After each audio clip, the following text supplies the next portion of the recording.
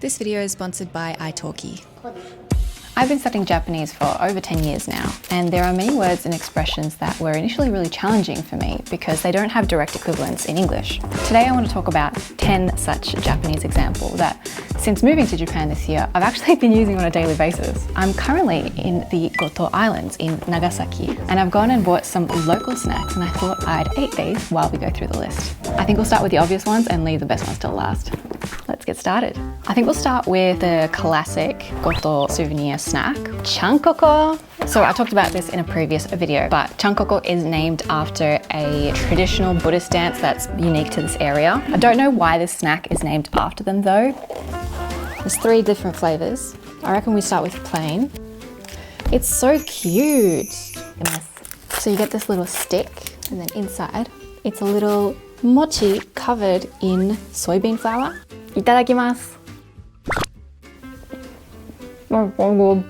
Itadakimasu was one of the first words that I actually learned in Japanese, yet there is no direct translation into English. What we were taught it means was essentially, I humbly receive this meal, or just like a form of gratitude for the food.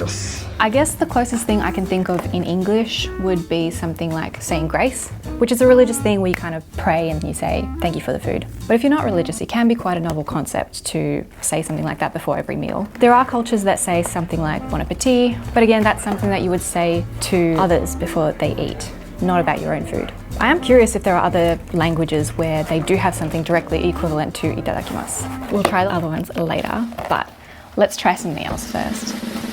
So this is a sweet potato flavor al forte. It's made from sweet potatoes from Goto Island. They're so cute. Oh, they look so good. Just the classic al forte design. It kind of looks like a white chocolate flavor, but it's a bit more yellow.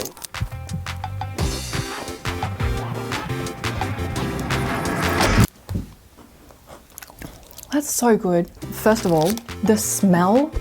Oh my God, you open it up and it just smells like this aromatic sweet potato. It's so soft and buttery, the flavor, and it goes so well with the biscuit. Oh my God, 1,000 out of 10. Freaking love it. This is not gonna last. The second expression is yoroshiku onegaishimasu.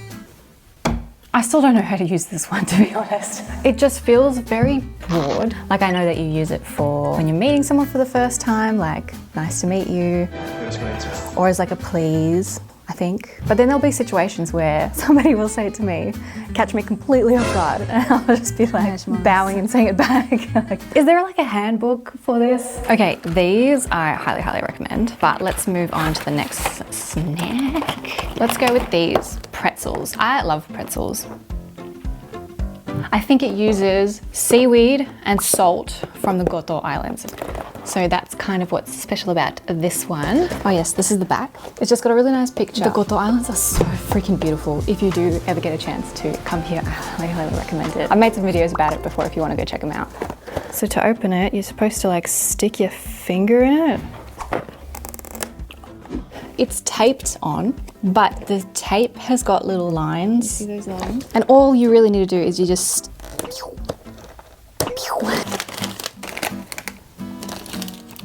this is what they look like.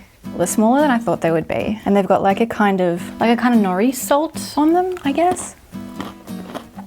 It kind of tastes like a nori onigiri. Yeah, nice.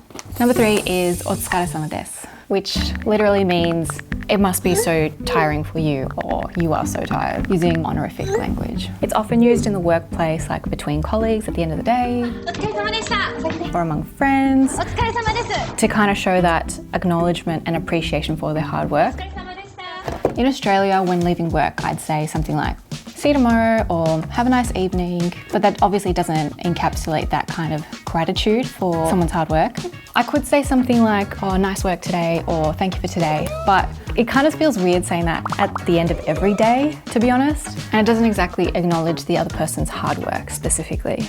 I also really like that you can use otsukaresamadesu instead of kanpai at after work drinks or something like that. Like, otsukaresamadesu. I don't know, it just kind of makes it feel like, yeah, We do deserve these drinks.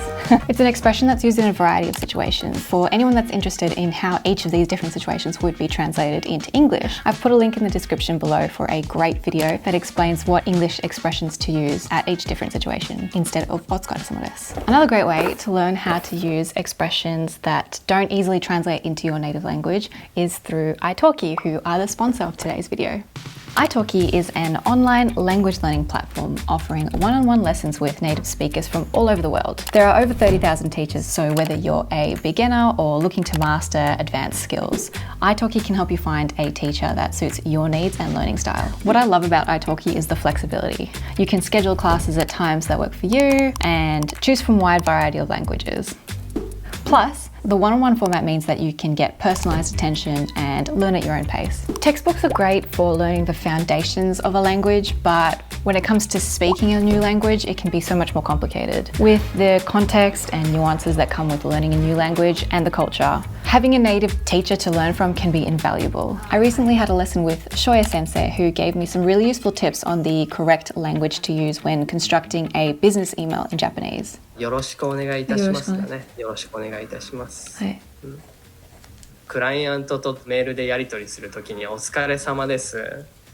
あまり言わない人もいる、あ、そうなんですか。ちょっと失礼みたいな。あ、そうなんですか。そう。自分の同僚とかはね、あ、お疲れとか、はい、お疲れ様ですとか、他の会社のクライアントにあまり使わないかもしれないな。If you're serious about learning a new language, click through the link in the description below to start your language learning journey with italki today. To help you get started, buy $10 and get $5 for free for your first lesson using my exclusive promo code SUNNY. The discounts are only available for the first 50 users, so don't miss out. Thanks for listening, and let's get back to the video. Okay, before we crack open the last box, let's try another chankoku flavor. Uguisu kinako.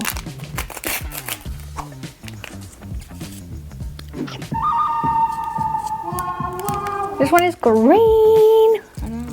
The only downside of these is that they're so messy. Like, there's so much kinako on them. I'm not sure what the green stuff is, but it definitely adds a bit of flavor to the kinako. And I forgot to mention that there's red bean paste inside, so it's not overly sweet. Like, it's got a little bit of a sweet aftertaste, so it's not like salty or anything. I like the plain one better so far. Number 4 is ganbarimasu. I love this one. This is another one that I learned pretty early on in my Japanese language studies, and it means to try someone's best, which is obviously not a novel or a foreign concept in English-speaking countries. It's more the way and the frequency that it's used. Like, it can be used to cheer someone on, like, go, shohe, but it's also often just used in everyday life, like, I'll do my best. But even just saying that in English just feels kind of weird, like it feels like dubbing a Japanese anime. I don't know, it's just kind of, maybe it's the generation that I grew up in, but doing your best was never considered something particularly cool. Being nonchalant or disinterested or like just like effortlessly good at something was much more admired and desired. And I mean, it could be totally different now, but it's just refreshing to see a culture where it's a bit more accepted. That's just what I think. Let me know if you agree or disagree. Oh my God, I totally forgot that I also had a pudding snack. It is, I'll talk about it later.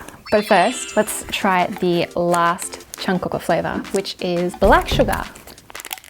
So the kinako with this one, there's clearly black sugar merged in with the kinako.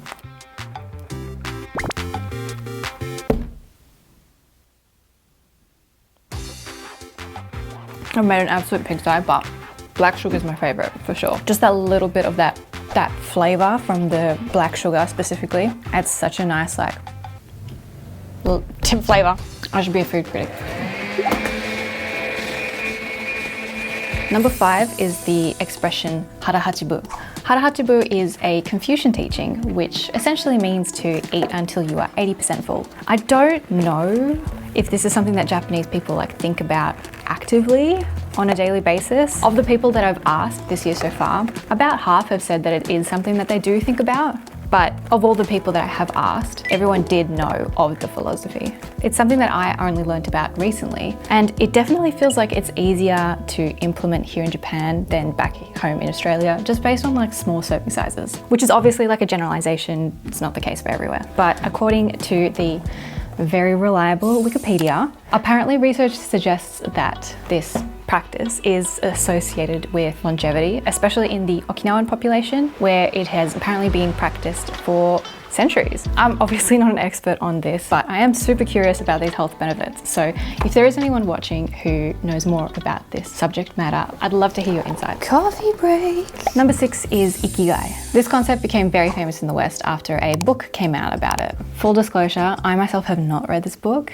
I have, however, spent many a days listening to my parents talk about it. But yeah, the idea that the intersection of what you love, what the world needs, what can earn you money and what you're good at can provide you with, I guess we can call it, a meaning of life. It's quite an inspiring concept, to be honest. Like, I can definitely see the appeal in this concept. I myself am striving towards finding something like that. But I am very curious to know how much Japanese people actually think about this in their everyday life. Like, is it something that's actively strived towards? All right, it's time to crack open the very last box. This is a Nagasaki Castella Awase?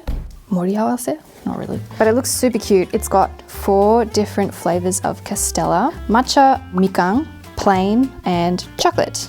Nagasaki was obviously a very important port back in the days when they were trading with Europe, specifically Portugal. So I assume that's what these characters are referring to. It's such a nice packaging as well. Like, what a nice gift. If I got this as a gift, I would be very happy. Oh, I love this. So inside there's like another layer of design. Each one is individually packaged, assuming that there's 2 plains and then 1 of each of the flavors. Let's just start with the one at the end.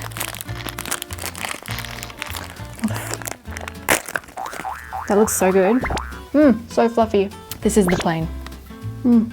Japan has nailed Castella cakes. Yum. Number 7 is wabi-sabi. This is another word that's become very famous in the West. But with this one, I still don't actually know what it means, to be honest. Like, it almost feels like the definition is subjective. One person I asked said it meant fukanzen na mono no naka ni kanzen na mono o midasu, whereas another person said that it means iyasareru koto or ochitsuku koto. So I guess what I do understand is that it's an aesthetic based on the principles of imperfection, transience, and naturalness. But then I'll point at something and be like, is that wabi-sabi? And Kay will be like, no, so. Okay, let's try the matcha one next. I feel like personally matcha flavors can be really hit and miss. Some of them are amazing, but then some of them just feel like they're off the mark.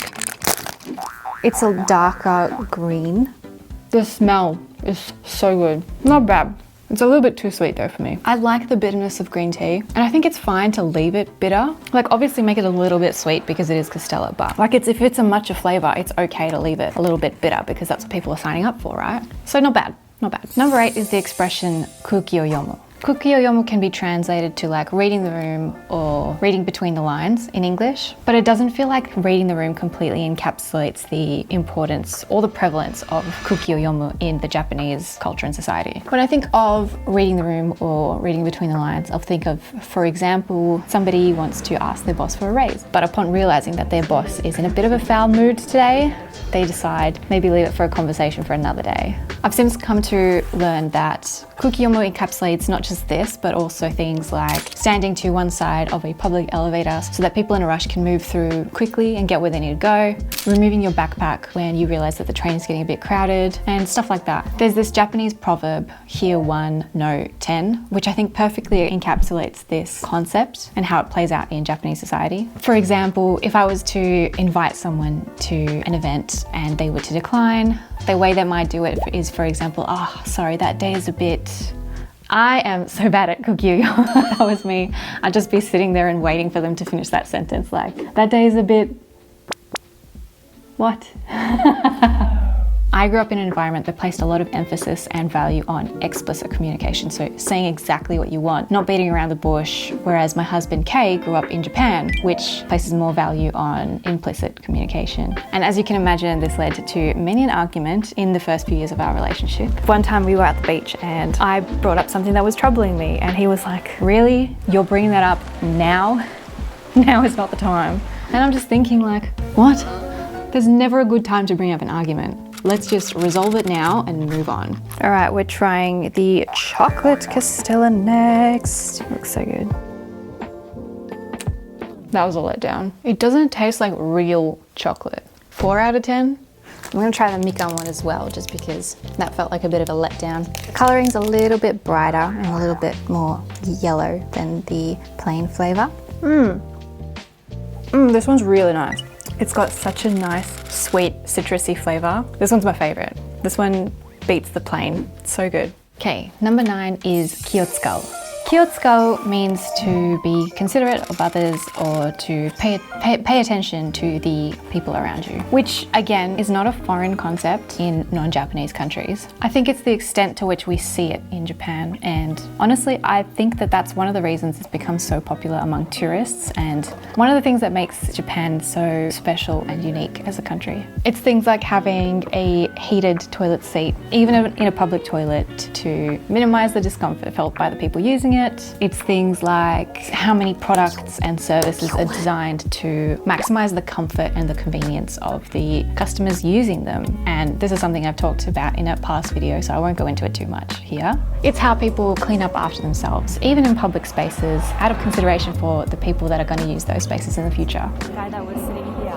he saw some leftover rubbish that somebody else left over there, and he picked it up on his way home. This is another concept that I have struggled to wrap my head around at times. For example, in Australia, it's very commonplace to invite your significant other or your partner to your friends' events or parties. So I was very surprised when I found out that partners are not always invited to friends' weddings here in Japan. Meeting new people is often very stressful, and so in order to avoid the stress caused on the partners of having to meet a large group of new people and the other guests having to accommodate to this new person to make them feel as comfortable as possible, it's totally acceptable to just not invite the partners. It took me a while to wrap my head around this idea, but as I got to know the Japanese culture more and more, I'm starting to understand the thought process behind these kind of situations better and better. But yeah, I'd love to hear your thoughts on kuki o yomu or kiyotsukau, whether you're Japanese and you've grown up in this culture or whether you've moved to Japan and you're still trying to navigate around all the rules.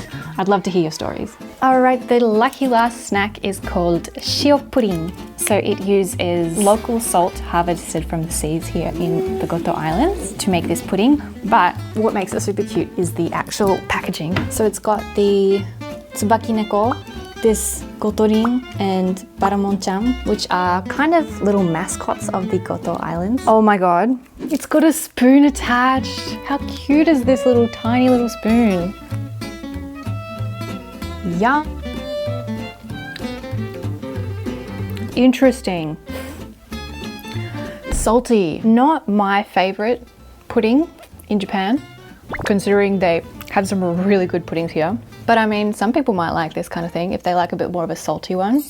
And finally, number 10 is an expression called shusebarai. Shusebarai. I don't know if I'm saying that right. This one I only learned recently, and it means to repay or to promise to repay a debt after achieving success. From my understanding, it's often used in a pretty casual, like joking way by somebody that does something kind or generous that they don't expect anything in return from. They'll say, you can repay me for that in the future when you become successful. So for example, a senior at a company might use it when shouting her subordinates drinks or dinner, or maybe a father uses it when he buys his daughter something that she really wants but she can't afford yet herself. As someone who has an absurd amount of pride, I find it very difficult to accept help from others. So this phrase, even if it is used very casually, it just makes it feel like it's shifting the deed from an act of charity, and it takes this feeling of, let's say, helplessness, to put it crudely, and kind of shifts it to a more empowered motivation where I'm now determined to repay this favor at whatever cost in the future. And I'm probably not the only one that feels this way. So it's almost like an added layer of kindness, or let's say kiyotsukau, by the generous person, by acknowledging that it is easier to accept a favor when it doesn't feel like charity. Anyway, that's a nice wholesome one to end on. There's probably so many more of these, but these are all the ones that I could think of just off the top of my head. But if you made it this far into the video, a huge thank you to you, you absolute champ. Surprise last snack, what? This is the Kyushu Agodashi Shoyu Ramen. It's got these little Naruto spiral things. Yummy! Thank you so much for watching this video, and I'd love to hear your insights on any of the expressions or phrases that I talked about today. If you've had any similar situations, I'd love to hear your stories. If you like this kind of content, definitely hit that like button. But yeah, see you in the next one.